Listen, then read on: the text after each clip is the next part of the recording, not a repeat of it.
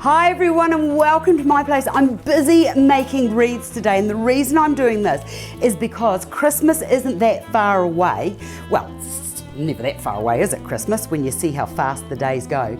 And I was out the other day and I came across a guy cutting down this huge big willow tree, and I asked him if I could have some of it, and it's the willow that droops like this. So I got this huge big pile of it. It's still filled to overflowing with lovely sap because it's still sort of like lovely and bendy.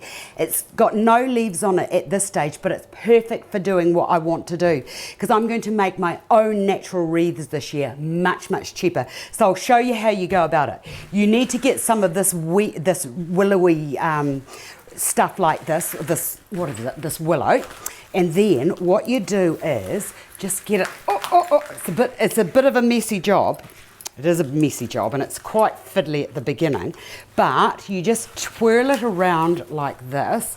Bear with me, because I don't want this to actually escape from the place that I'm holding it. So just keep going around like this, and then when you get to here, just go back with these bits here and then start weaving and rolling those into each other until you get it into sort of like as circular a shape as you can, because don't forget it is a wreath and that's what we're making.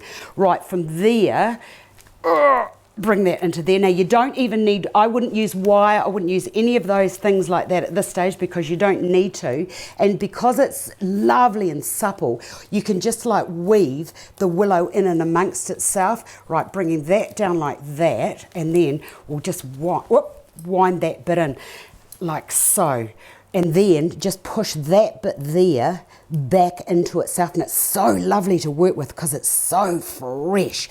Right, now from there, don't worry about those bits there. I will just give those a wee clip off. Right, then from there, the next thing is to get another couple of bits. Now, when you get to this stage here, if you're not sure whether it's still got enough sap in it, just give it a wee bend. If it snaps, you know that it's too dry. Now, if you can, keep that big long bit.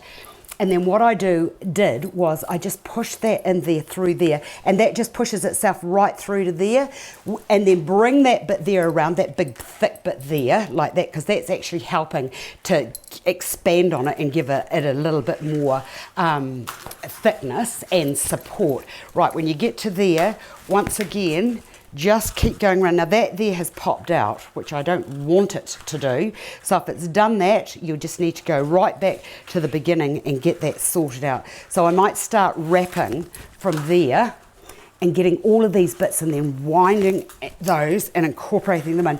Now, I've just snapped a bit there. If that snaps off, take it off right now, because it's just not going to keep it all together, because that's what we want it to do. So just get that bit there and then just wind that around and then push those bits in. Now, where that there's starting to stick out like that, don't worry about that at this stage, because what we'll do is we'll get another shorter bit, push that into there, and then you just keep going. You could use more bits of willow if you wanted to, but I found that when I was doing them, that just a couple of bits together were actually much easier to work with. Right, to there, cut those bits off, and then where I'm at that little joiny bit there, just join those in. Right, so at this stage I've been going that way.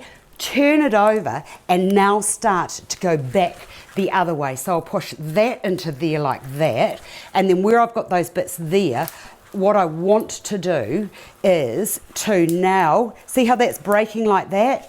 Don't worry about that, just push that in there like that, and then start, oh, it's such a job. Start going back the other way so that it's going back on itself, like so, and just keep going until all of those bits are incorporated into your wreath. And as you go, just if it's getting a bit out of shape, just to like bend those bits in. So once you've got to that stage there, it's just a matter, as I've done with this one, I'll show you on this one that I'm doing here, I'm just rewinding in and amongst that to make it, and you can make this as thick as you like. So these are just keep wrapping those bits around and then keep going until you've got it to the size, the dimension and the thickness that you need it to be.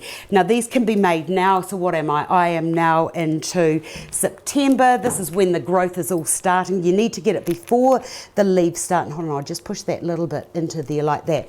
Now, if you can, make lots of these. You might be able to buy them. I haven't been able to find them. They used to be really, really popular a few years ago, but they're quite hard to come by because most of this stuff is made in China, and depending on the imports, whether you can import the stuff, and then it's got to be treated, and then I found that it dries out. So making your own is so much more cost effective and so much more fun. I have lots and lots and lots of things that I'm going to do with these, but it's September here, the southern hemisphere, so if you've got access, please go ahead and make them, and I will show you a whole heap of great ideas using the wreaths. Thanks for watching. I hope I've been of assistance, and I will see you another day.